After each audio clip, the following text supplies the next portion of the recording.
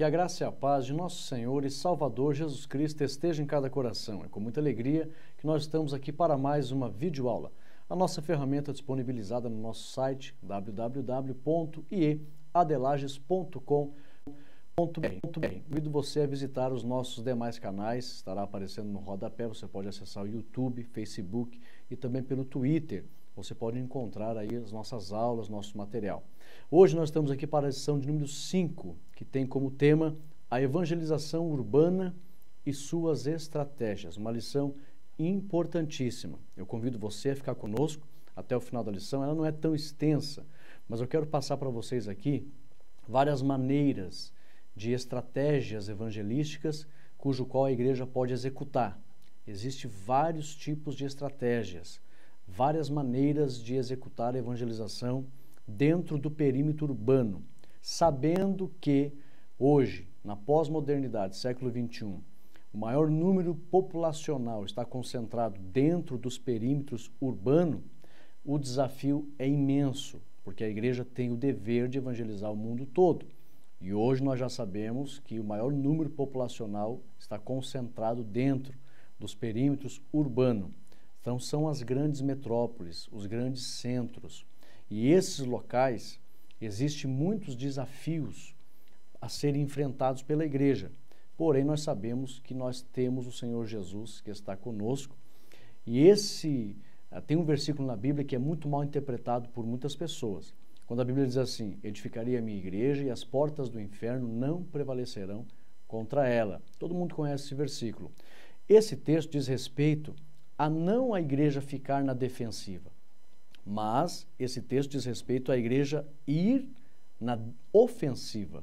Quando o Senhor Jesus falou as portas do inferno não prevalecerão, ele estava querendo dizer que a igreja ela vai atacar, ela vai avançar com a comunicação do evangelho, e se houver uma resistência por parte do inferno com suas portas, essas portas não vão prevalecer. Elas serão abertas, a igreja vai transpor essas portas e o evangelho vai entrar. Então nós sabemos que as portas do inferno não prevalecerão contra a igreja que avança, não a igreja que fica só na defensiva. A ordem do Senhor nunca foi que a igreja ficasse na defensiva, mas que a igreja ela estivesse na ofensiva, ela estivesse ativa, ela estivesse avançando. A igreja que avança, as portas do inferno não prevalecem, elas são rompidas e o evangelho adentra, aonde quer que a igreja deseje que o evangelho alcance. Então é isso que o texto vem dizendo. E aqui, o perímetro urbano, por mais que tenha dificuldades, a igreja vai conseguir, sempre que quiser, colocar em prática um projeto evangelístico nos centros urbanos, a igreja vai conseguir bom êxito, sucesso na sua tarefa. Fique conosco até o final que você vai ver riquezas maravilhosas nesta lição. Mas os desafios, eles são constantes e são reais. Eu tenho um livro aqui que hoje, o século XXI, aborda aqui os desafios para a evangelização. Esse livro fala exatamente sobre evangelização cristã e questões urbanas da Faculdade de Teologia que nós cursamos. Então, olha aqui, primeira dificuldade, hoje é alto índice de indiferença. Então, é muito grande a indiferença. Segundo, relacionamentos superficiais. As pessoas estão levando os compromissos cada vez, levando menos a sério os seus compromissos. Terceiro, consumismo. O ser humano é muito consumista, imediatista. Quarto, relativismo. São desafios do século XXI. Quinto, coisificação. Sexto, hedonismo. Sétimo, antropocentrismo. O homem é o centro de todas as coisas, na cabeça de muitas pessoas. Então, hoje tem um grande desafio para a igreja. Mas, como eu falei, a igreja vai conseguir avançar. A lição, ela tem 3 partes. A primeira parte diz assim, estratégias urbanas de evangelismo. Nós vamos aqui ver com exemplos bíblicos as estratégias urbanas de evangelismo. Vamos aprender aqui com a estratégia usada por Jonas, a estratégia também usada pelo próprio Deus no dia de Pentecostes e a estratégia dos pioneiros que vieram para o Brasil, Daniel Berg e Gunnar Wingre. A segunda parte, os desafios da evangelização urbana. Nós vamos ver aqui que é grande a incredulidade e a perseguição. Nós vamos ver aqui que existe a questão dos enfermos. Existe também o grupo dos endemoniados, que são desafios para a evangelização urbana. E a terceira parte, como fazer o evangelismo urbano. Nós vamos ver aqui que a lição orienta a questão do treinamento da equipe, também estabelecimento de postos-chave e acompanhamento do trabalho. Essa lição é uma grande ferramenta a todos que desejam praticar a evangelização, que é colocar em prática a comunicação do Evangelho. A lição textual está baseada em Mateus 11:1. E aconteceu que, acabando Jesus de dar instruções aos seus 12 discípulos, partiu dali a ensinar e a pregar nas cidades deles. Interessante que nós vemos na história das missões, todos os teólogos eles comentam que o Senhor Jesus treinou 12 homens simples. E esses 12 homens simples revolucionaram o mundo daquela época. Então nós sabemos que, verdadeiramente, o grande responsável pelo sucesso da evangelização é Cristo. Não importa o número de pessoas, não importa a capacidade intelectual das pessoas. Se Cristo estiver presente, o trabalho será realizado. Não importa se seja grandes centros, perímetros urbanos, não importa os desafios que venham a aparecer diante da igreja. Se a igreja estiver com Cristo à frente, o trabalho será feito. Nós temos aqui a leitura bíblica em classe baseada em Atos, capítulo 2, versículo 1 ao 12. Eu menciono esses textos porque tem pessoas na internet que não são membros, que não frequentam a igreja e não têm a lição e gostam de ver as aulas. Então, essas pessoas precisam estar cientes aonde é que nós estamos abordando os textos. Atos 2, 1 ao 12, que vai aqui ser a base para esta lição, a evangelização urbana e suas estratégias. A primeira parte da lição nos diz assim: estratégias urbanas de evangelismo. Vamos aqui, ponto de destaque. Jonas buscou uma forma mais rápida para anunciar a mensagem. Ponto de destaque, para você que tem a lição. Primeiro tópico aqui, a estratégia de Jonas. O ponto de destaque é que Jonas, ele buscou uma forma mais rápida para anunciar a mensagem. Era urgente, ele precisava anunciar a toda a cidade de Nínive.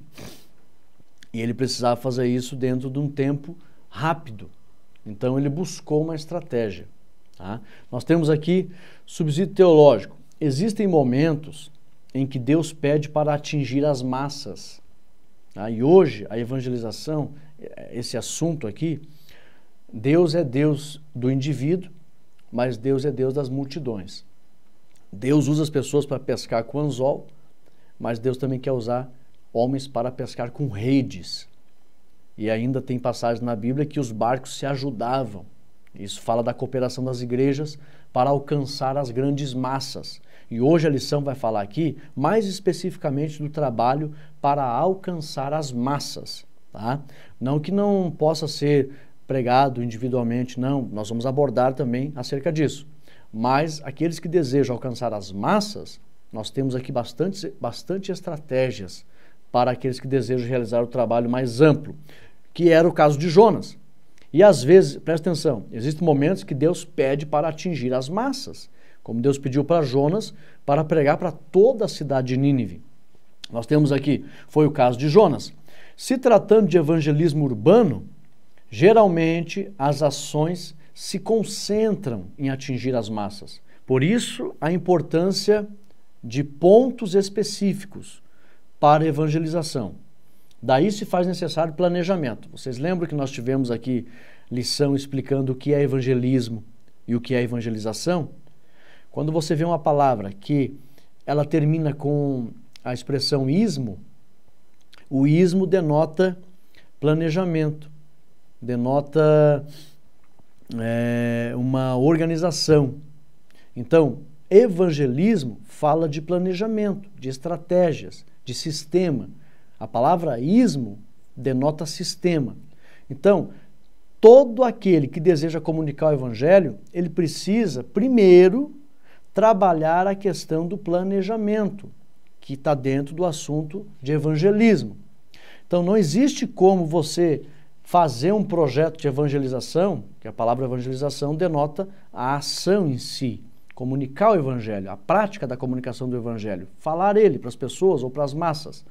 Antes de você querer colocar em prática um trabalho de evangelização, você precisa ter planejamento. Você precisa sentar. Tem que ter um sistema para que você possa organizar isso. Então aqui é importante, daí se faz necessário planejamento. Primeiro, você precisa montar uma equipe preparada. Segundo, elaborar as metas. Terceiro, escolher os locais apropriados, apesar de que nós sabemos que no caso de Jonas, ele estava sozinho. Mas mesmo estando sozinho, você vai ler no texto que ele pega as principais ruas de Nínive. Ele sabia que nas principais ruas havia a concentração maior de pessoas. Então ele vai anunciando aonde ele sabia que podia atingir mais facilmente as massas. Isso foi uma estratégia para um homem apenas num tempo remoto de avanço intelectual. Mas ele tinha a direção de Deus e tinha Deus presente com ele. Então o homem de Deus sempre vai ter sabedoria para conseguir colocar em prática com sucesso a tarefa da evangelização. Mas no que diz respeito a você pôr em prática, precisa de planejamento. É o que a lição vem falando aqui, de estratégias. Então aqui, primeiro, se você puder, vamos aqui para o contexto atual, monte uma equipe preparada. Foi o que Jesus fez. Jesus treinou os discípulos primeiro, os apóstolos. Segundo, elabore as metas. Deus, antes de Jonas ir para Nínive, Deus tinha elaborado a meta. Deus queria que os ninivitas se convertessem. Era a meta, era o alvo. E Jonas pregou arrependimento. Olha, dentro de poucos dias, Nínive vai ser subvertida, destruída. E houve um grande arrependimento que até os animais se cobriram de pano de saco, se humilharam. Todos se humilharam. A Bíblia diz que haverá menos rigor até mesmo para os ninivitas, em relação a algumas pessoas que rejeitaram o evangelho. Então, teve sucesso a pregação de Jonas, mas ele planejou, porque Deus tinha uma meta, o arrependimento deles. Qual é a meta? Então, escolher, elaborar as metas. Terceiro, escolher os locais apropriados. Foi o que Jonas fez, escolhendo as principais ruas de Nínive. Quarto, analisar os melhores dias e horários. Então aqui é importante você ver a concentração, o fluxo das pessoas, nos melhores dias e também os melhores horários. 5. Reunir os materiais de evangelismo necessários. Folhetos, bíblias, jornais, revistas, CDs, DVDs, cartazes, placas, etc. Você pode primeiro reunir os materiais para depois ir distribuir. Então, um trabalho de evangelização dentro do perímetro urbano, ele tem que ter planejamento. Então, vou repetir aqui. Quinto, reunir os materiais de evangelismo necessários. Sexto, organizar orações para que o poder do Espírito acompanhe a equipe. Então, não vai ter um efeito produtivo, positivo para o reino, se o Espírito Santo não acompanhar. O Espírito Santo tem que acompanhar. Então tem que esta equipe elaborar reuniões de oração. Eu fiz parte de uma equipe de evangelismo na minha cidade, por mais de 5 anos. Nós orávamos toda sexta-feira, das 8 da noite às 11 da noite. Eram 3 horas de oração toda sexta. Nós fazíamos estudos bíblicos, nós fazíamos preparação de material e nós elaborava os projetos das avenidas e praças que nós íamos evangelizar. Então, organizar orações para que o poder do Espírito acompanhe. Sétimo, partir para a execução. Então, não existe como um planejamento ter sucesso se ele não for executado. Então, aqui temos 7 orientações de estratégias para aqueles que desejam atingir as massas, como Jonas desejou. E lembrando que Jonas estava sozinho. A Bíblia diz que é melhor 2 do que 1. Se Jonas sozinho elaborou, planejou e teve êxito na sua missão, quanto mais hoje a igreja, ela ladeada pela irmandade dos irmãos que estão juntos, unidos e irmanados no mesmo propósito. Aplicação: Jonas tinha a direção de Deus, tinha um plano e teve sucesso em sua tarefa. Assim acontecerá com aqueles que fizerem a evangelização na vontade do Senhor, recebendo de Deus sabedoria para executá-lo. Então, com certeza, aqueles que desejarem executar na vontade de Deus, Deus dará sabedoria para um planejamento. Nós temos aqui, irmãos, há uma responsabilidade trina na vida daqueles que conhecem o Evangelho. Uma responsabilidade particular, uma responsabilidade local, em relação à igreja, e uma responsabilidade universal.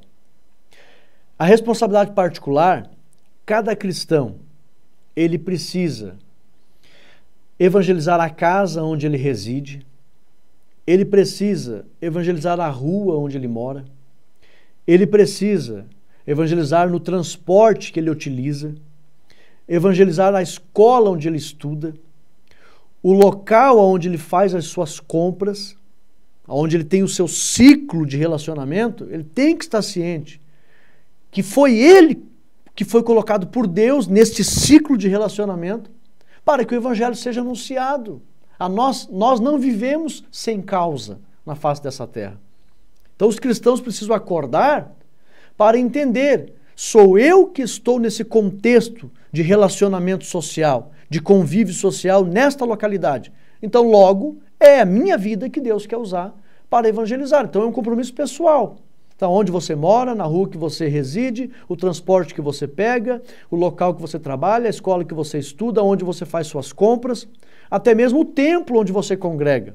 As pessoas que passam ali na frente, que moram ao lado, que são vizinhos, as visitas que você faz aos seus parentes ou recebe deles, você tem que anunciar aos teus parentes, e entre os teus familiares. Agora, a responsabilidade da igreja. A igreja precisa evangelizar o bairro onde ela se localiza, a cidade onde ela se situa, os locais circunvizinhos, os locais de aglomeração, é responsabilidade da igreja, os estabelecimentos de ensino, as casas de saúde, os locais de diversão, claro, dependendo de alguns locais de diversão, existem diversões que são diversões de orgias, aí não, né? Fica antiético. Mas fora desses locais, ou próximo desses locais, evangelizar. Esses locais que eu me refiro que há uma certa restrição, seriam as casas de meretrício, né? É antiético entrar dentro de uma casa dessa para evangelizar lá. Tem uns que usam até um pretexto, né? Fazer-me de tolo para ganhar os tolos. Não é nesse sentido você ter que ir lá nos locais de meretrício, onde tem prostituição, não é adequado. Mas ao redor, você pode fazer. Pode até ter tido casos específicos, raros, né?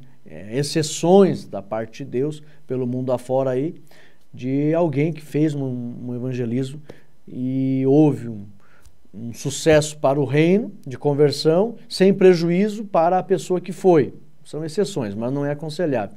Mas é responsabilidade da igreja, os presídios e casas de detenção, as religiões e as outras denominações e seitas que possam haver na sua cidade, grupos étnicos diversos.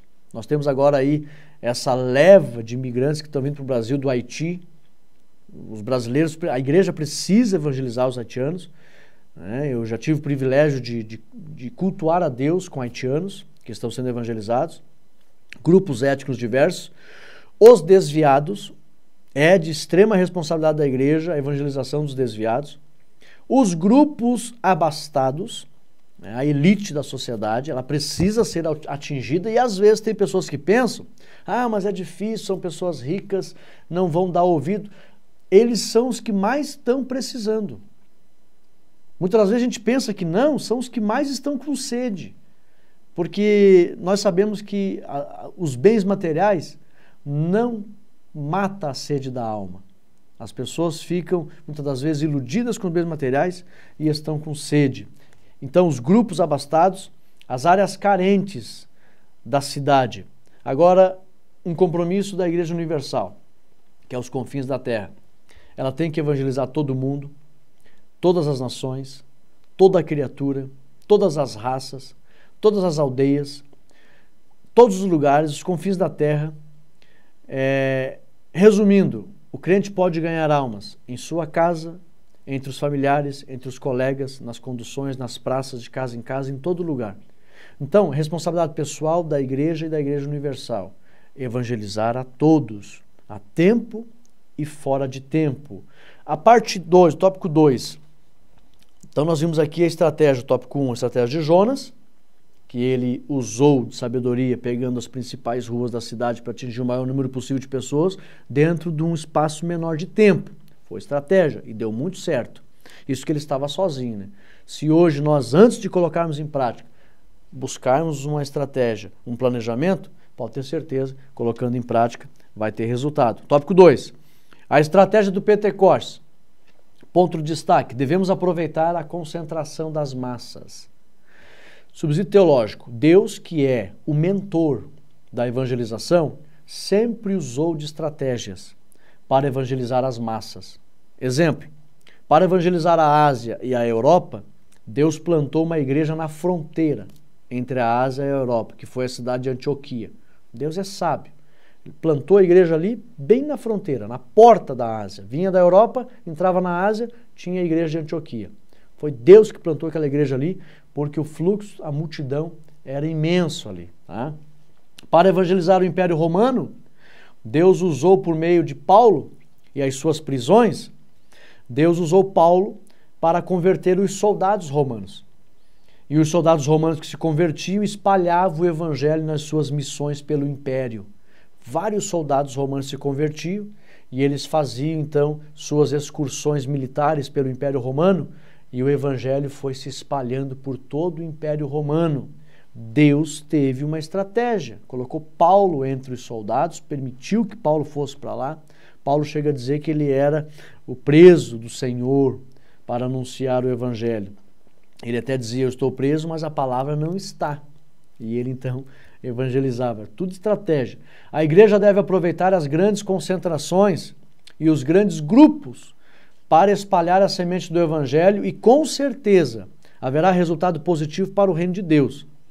Uma grande oportunidade, presta atenção nisso, igreja. Atendo um apelo do Espírito Santo que o Senhor me revelou, presta atenção. Uma grande oportunidade para o momento agora que o Brasil vive é as Olimpíadas, pois estarão reunidos em um mesmo lugar 206 países. São comissões de 206 países que estarão no Brasil pelos próximos dias. Já estão. Principalmente a igreja ali no Rio de Janeiro, atenção irmãos, principalmente a igreja ali no Rio de Janeiro, deve elaborar estratégias para evangelizar a Vila Olímpica.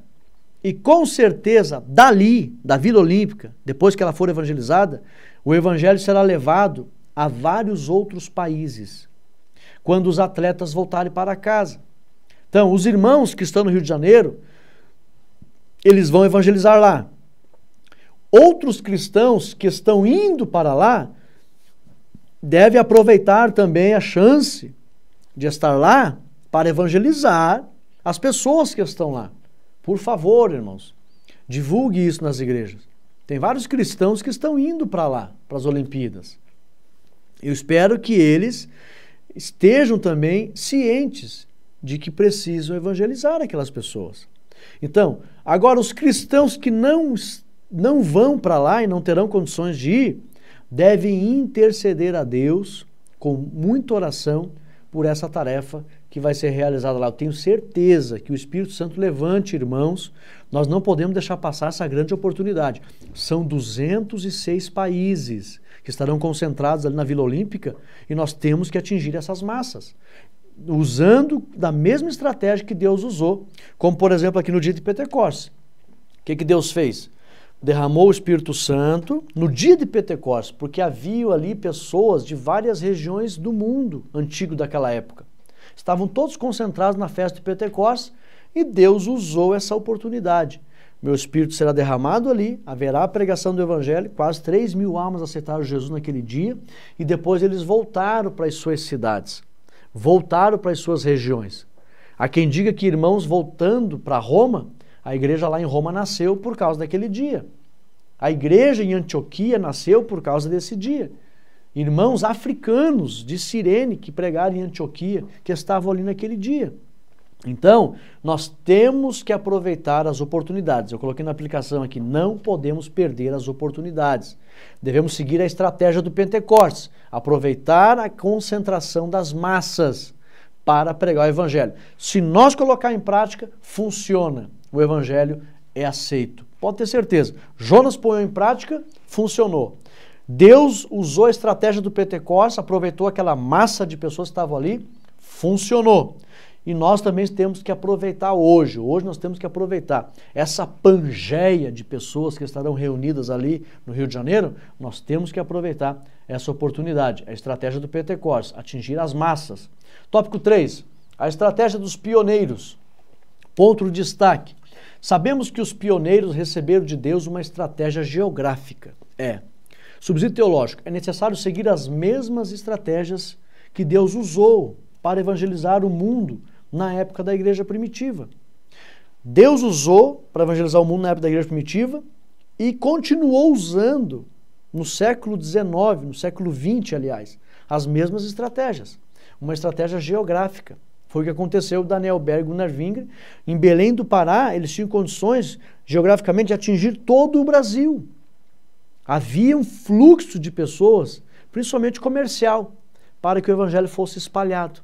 E foi Deus que mostrou para Daniel Berg e Gunnar Wingre, Belém do Pará. Eles nem conheciam, receberam em revelação, em visão. Então, Deus usou, olha só, a estratégia que Deus sempre usa.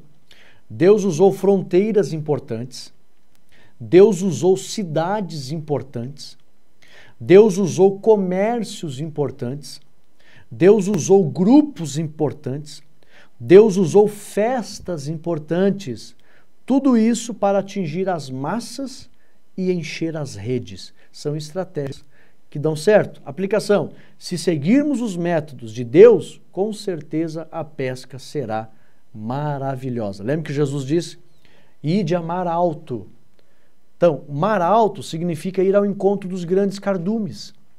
Espiritualmente falando, essa passagem fala que a igreja, se ela ir ao encontro das massas, dos grandes cardumes, a pesca será maravilhosa. Dá trabalho? Dá, mas a pesca será maravilhosa. Segunda parte, os desafios da evangelização urbana.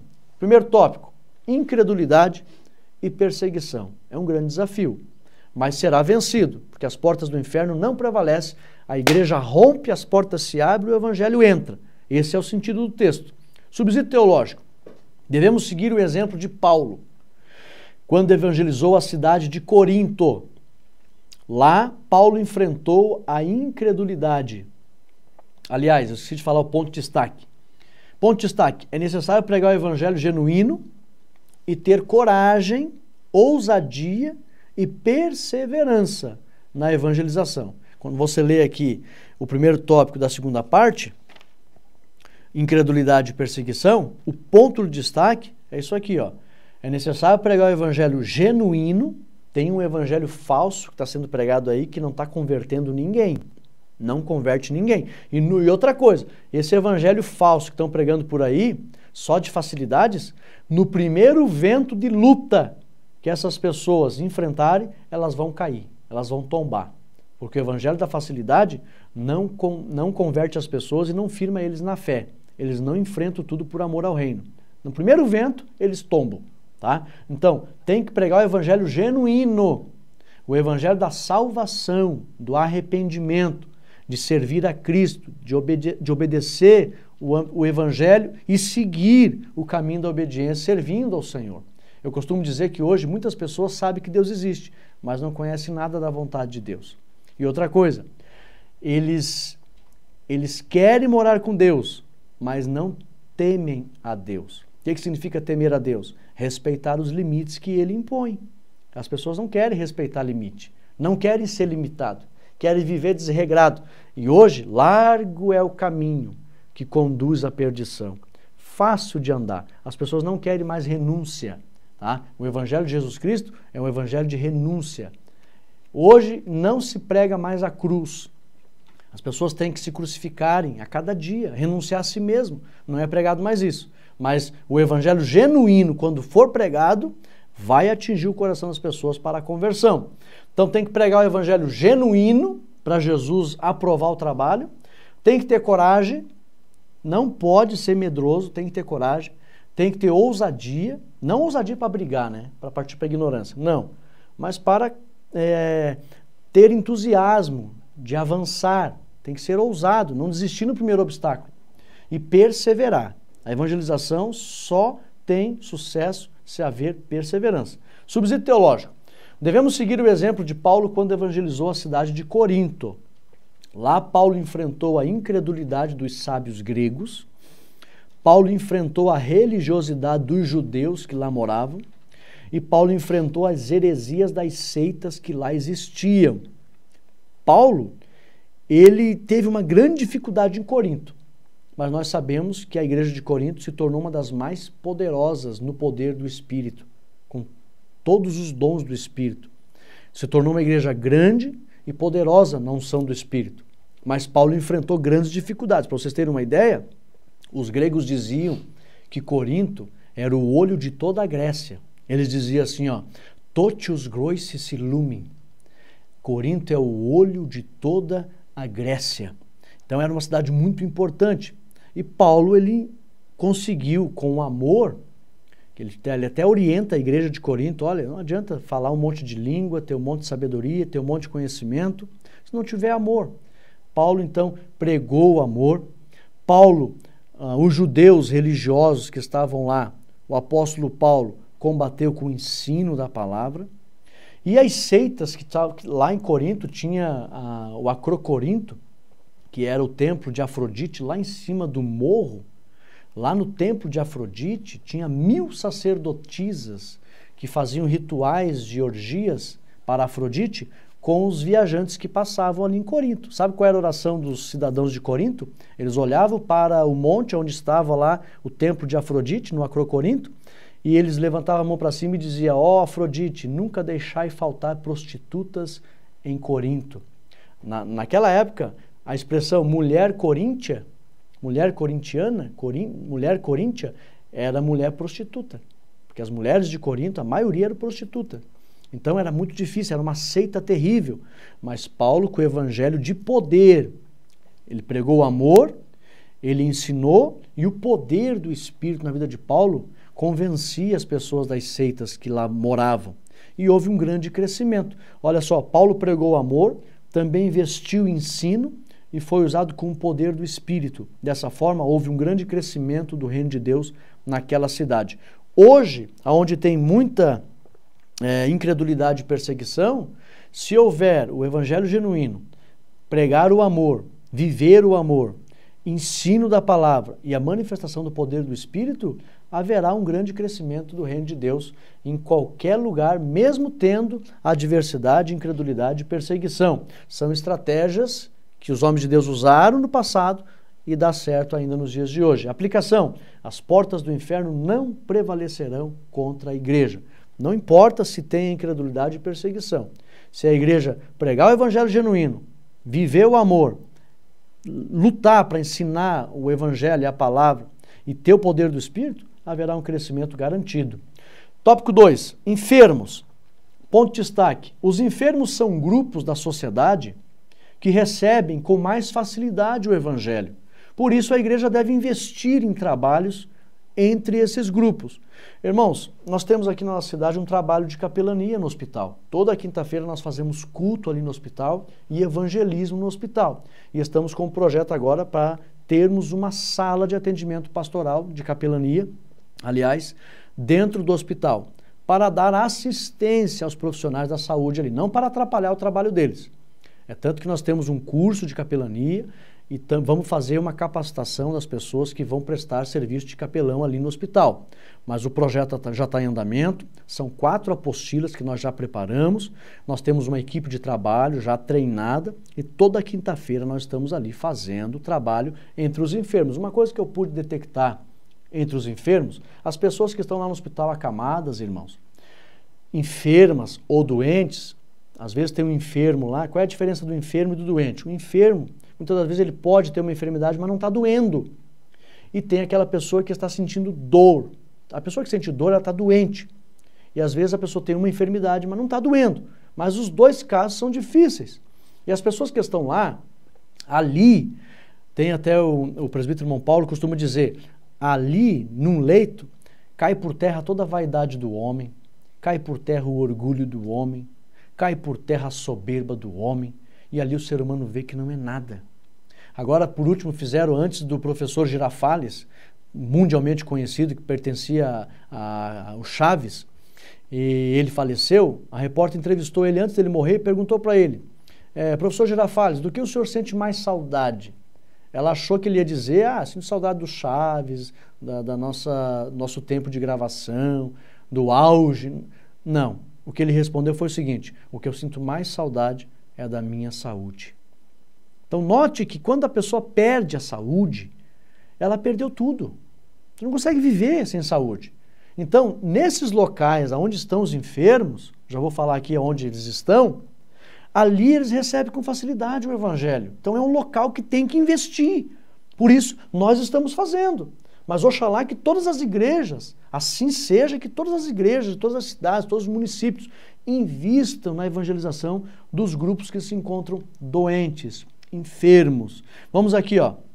Onde é que se encontram esses grupos? Você vai encontrar eles nos hospitais públicos, nos hospitais particulares, nos hospitais militares, nas clínicas, nos hospitais infantis, público ou particular, nos prontos-socorro, nos postos de saúde. Você encontra enfermos nos asilos. Eu levo Santa Ceia também para pessoas que estão nos asilos, para as anciãs da igreja que estão nos asilos, tem muita gente doente ali. Nos orfanatos, tem crianças enfermas lá. Nas periferias e comunidades mais pobres. Enfermo tem em todo lugar, mas existem lugares de concentração maior de enfermo. A igreja precisa investir entre esses grupos, porque o evangelho é aceito com mais facilidade. Para vocês terem uma ideia, o enfermo fica tão debilitado que só existe um grupo de pessoas que Deus autorizou a utilização de um objeto para a facilitação da fé na hora do milagre. O que é isso? Deus permitiu a utilização do óleo da unção para ungir o enfermo. Ele está tão debilitado que ele precisa de um estímulo visual, muitas das vezes para acreditar no milagre. E aí Deus permitiu a unção com óleo, é um estímulo para ele. Ele está ali, debilitado, e o presbítero chega lá, o pastor, o evangelista, unge ele com óleo, isso ali estimula a fé dele. Nós sabemos que não é o óleo que vai curar, é a oração da fé. Mas Deus permitiu o estímulo da unção para o doente, porque ele está muito debilitado. Então, o debilitado, o doente, ele recebe o evangelho com mais facilidade. Aplicação. Os enfermos não evangelizados são um alvo em potencial para a aceitação do evangelho. Devemos investir nesses grupos. Guarde isso. Ponto 3. Endemoniados. Ponto de destaque. As hostes espirituais, quando você lê aqui o ponto 3, entenda que o ponto de destaque é esse. As hostes espirituais da maldade estão em todos os lugares. Por isso, o confronto com a igreja será inevitável. Daí a importância da igreja estar revestida de poder. Subsídio teológico. Os seres humanos são curiosos por coisas sobrenaturais. São curiosos. O ser humano, ele tem curiosidade sobre o mundo espiritual. Por esse motivo, o Senhor Jesus deixou os sinais do seu poder para atrair as pessoas ao seu santo evangelho. Jesus disse, esses sinais seguirão os que creem. Em meu nome expulsarão os demônios. Jesus deixou claro que o confronto seria inevitável e que a libertação dos endemoniados não só traria benefício para quem é liberto, como traria também a edificação para a igreja e atrairia os incrédulos ao senhorio do seu poder. Então, irmãos, expulsar um demônio, ou quando um demônio é expulso pela igreja, é um sinal miraculoso da parte de Deus. Isso traz benefício para quem é liberto, traz benefício para o agente da libertação que Deus usou, o vaso, o crente que Deus está usando, que ele é edificado, que ele vê o poder se manifestar, e é um sinal aos olhos dos incrédulos. Os incrédulos são atraídos pelo poder da manifestação de Deus, repreendendo aquele demônio. E isso faz com que as pessoas se aproximem do evangelho e se curvem ao senhorio de Cristo. Então, Jesus deixou os sinais como recurso também, armas, ajudando na evangelização. E nós temos que se revestir de poder, porque o confronto com o mundo espiritual é inevitável, haverá esse confronto. A igreja estando preparada, o evangelho prevalece e há um crescimento no reino de Deus. Aplicação: a igreja precisa santificar-se, consagrar-se por meio de orações e jejuns, a fim de estar revestida de poder para expulsar os demônios, em nome de Jesus. Não é apenas querer ser usado por Deus. Você precisa se consagrar. A igreja tem que se consagrar, orar, jejuar, e aí então o poder vai acompanhar na obra da evangelização e fará o que tem que ser feito, de acordo com a vontade de Deus. Terceira parte: como fazer evangelismo urbano? Primeiro tópico: treinamento da equipe. Ponto de destaque: nenhum trabalho é bem realizado sem o devido preparo. Nenhum.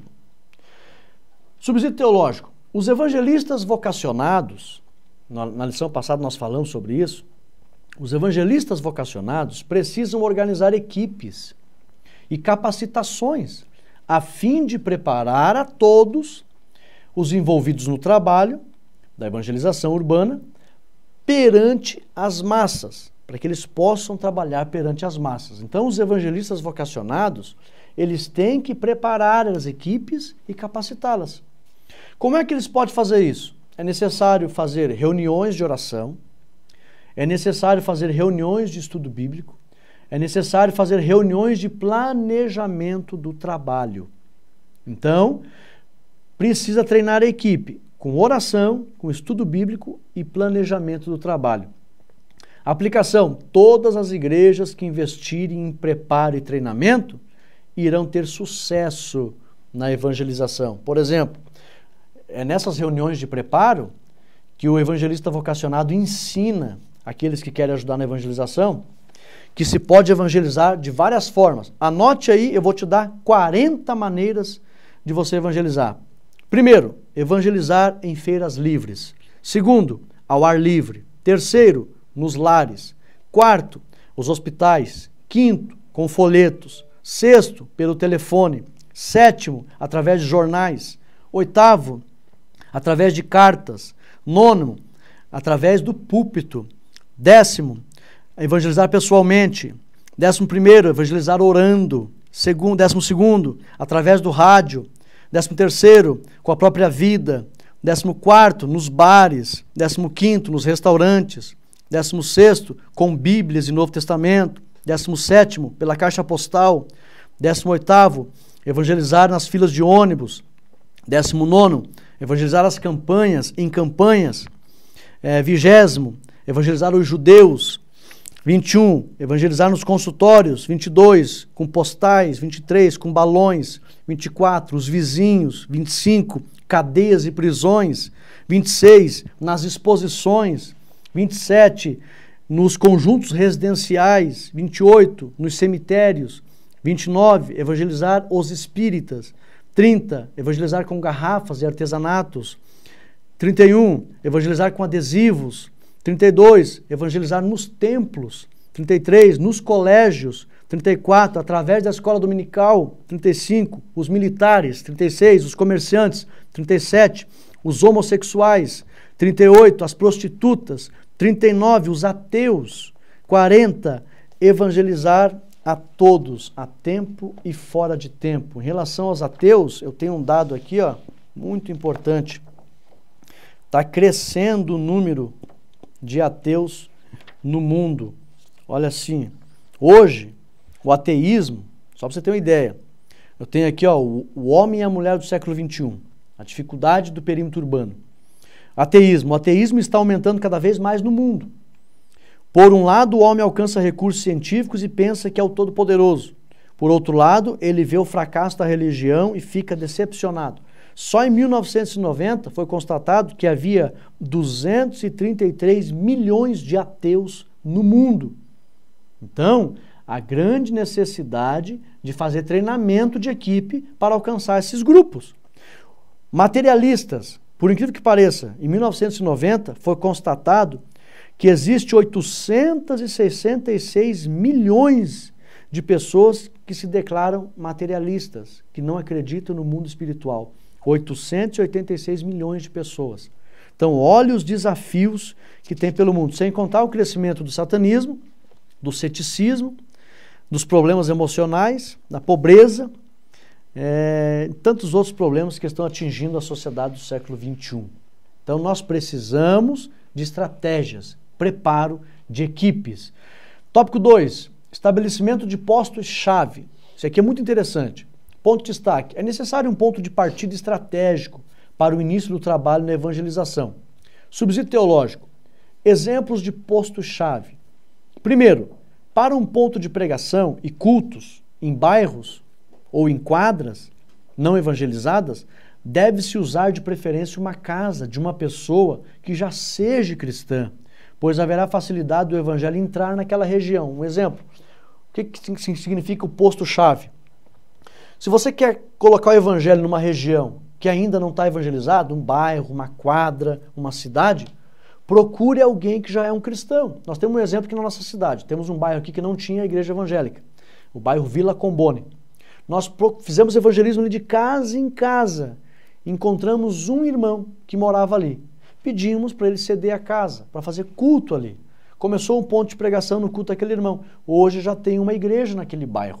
Então, é fácil para o evangelho entrar numa localidade se você estabelecer um posto-chave. Um local aonde seja fácil para o evangelho entrar. Então, geralmente, alguém que já seja cristão, que ceda um espaço para realizar culto. Segundo, preparar visitas em casa de pessoas afastadas da igreja, pois haverá facilidade na transmissão do evangelho. Se você vai num local, poxa, não tem igreja nenhuma aí, onde é que tem uma pessoa que de repente possa estar afastada? Conversa com os irmãos da igreja para saber, digo, fulano está afastado, mora lá naquele local. Vai lá, visita aquele que está afastado. Já é meio caminho andado, é um posto-chave. Partindo dali, o evangelho vai se espalhar. Aplicação. Sempre haverá pontos estratégicos com maior facilidade para a penetração do evangelho. Mas antes de fazer o evangelho penetrar, a importância de você sentar e planejar a evangelização, as estratégias, treinamento com uma equipe, e aí o trabalho vai fluir. Tópico 3, acompanhamento do trabalho. Isso aqui é muito importante. Ponto de destaque. O trabalho da evangelização inclui a integração do novo convertido ao corpo de Cristo, de maneira que haja a permanência deste indivíduo no corpo de Cristo. Não é só ganhar. Eu coloquei aqui, subsídio teológico. A missão da evangelização é tripla. Primeiro, salvar os perdidos. Segundo, fortalecer os caídos, que são os desviados, trazer de volta. Terceiro, edificar os irmãos na fé. Depois de salvá-los, ganhá-los, tem que edificar eles, firmá-los na fé. E aí entra o trabalho do discipulado, entra o trabalho do acompanhamento pastoral. É muito importante. O trabalho do discipulado é de fundamental importância para a permanência dos novos convertidos. Daí a fundamental importância do acompanhamento do trabalho pelos líderes da igreja. Já se ouviu falar que existem vários obstetras por este mundo afora que ganham pessoas para Cristo. Obstetra é aquele que faz uma cesariana ali, né? Um trabalho de parto ali, ele pega e traz a criança à vida. Então, no sentido espiritual, tem vários cristãos que são excelentes obstetras, mas já se ouviu dizer que também existem péssimos pediatras. Não basta ganhar, tem que cuidar dessas crianças para Cristo. Então, não sejamos péssimos pediatras. Vamos ser obstetras, ganhá-los, trazê-los à vida, mas vamos ser excelentes pediatras, acompanhando, cuidando, fazer como Paulo, com que Cristo seja gerado em vós, se forme em vós, para que de alimento líquido vocês passem a receber alimento sólido e fiquem firmados na fé. Por isso a importância do acompanhamento do trabalho. Tem que ter discipulado, tem que ter pessoas acompanhando. Aqui na nossa cidade, quando alguém aceita Jesus, é chegado do lado dele, é pegado o endereço, é pegado o telefone, o nome, é oferecido para ele uma visita, um discipulado, para que ele se firme na fé. Tem que ter esse trabalho. Aplicação. O Senhor Jesus sempre dará ferramentas necessárias para aquele que começou a boa obra, pois quem começou a boa obra, com certeza vai aperfeiçoar esta obra. E é o próprio Cristo ajudando os irmãos que vão fazer o trabalho da evangelização. Então, o Senhor Jesus sempre dará ferramentas necessárias, pois aquele que começou a boa obra aperfeiçoará até o dia de Jesus Cristo, conforme Filipenses 1:6. E a nossa conclusão nos diz assim, chegamos ao final de mais uma lição, e a conclusão nos diz assim: a evangelização urbana é o grande desafio do século XXI. As cidades tornam-se cada vez maiores e mais complexas, exigindo da Igreja de Cristo específicas ações ou ações específicas personalizadas e efetivas. Se por um lado lidamos com as massas, por outro lado temos de tratar particularmente com cada pessoa, para que todos venham a ter um encontro pessoal com Deus. O desafio é grande. Seguindo o exemplo de Jesus e de Paulo, façamos da evangelização urbana a base para alcançarmos os confins da terra. As cidades são estratégicas na proclamação mundial do Evangelho. Foi o que Jesus começou a fazer quando ele começou a evangelização. Ele já começou nas regiões estratégicas, aonde o Evangelho iria se expandir. No Mar da Galileia mesmo foi um trabalho que Jesus fez constante, porque ali sempre havia pescadores, compradores, grande comércio. Jesus estava sempre ali evangelizando. As pessoas eram salvas e voltavam para suas cidades. Paulo também, nas grandes cidades, nos comércios, nos grandes fluxos, nas principais vias, eles estavam ali, usando de sabedoria para evangelizar. E não é diferente nos dias de hoje. A igreja precisa de estratégias, de planejamento, de reunir, de montar equipes, de treiná-los, de capacitá-los, e depois do trabalho ter sido colocado em prática e receber os frutos do trabalho, que a igreja também precisa receber os frutos, nesse livro aqui fala, a igreja tem que ganhar, mas receber o fruto do trabalho, aí cuidar desses frutos para que haja verdadeiramente um resultado positivo para o reino de Deus. Eu convido você a domingo estar na igreja para sentar com os irmãos e conversar acerca e tomar a Deus que a partir dessa lição a igreja crie projetos, crie estratégias para colocar o evangelho em prática. Eu peço que você compartilhe esse vídeo, dá o teu ok e que você seja edificado pelo poder deste ensinamento. Que Deus abençoe os irmãos, no nome de Jesus. Amém e amém.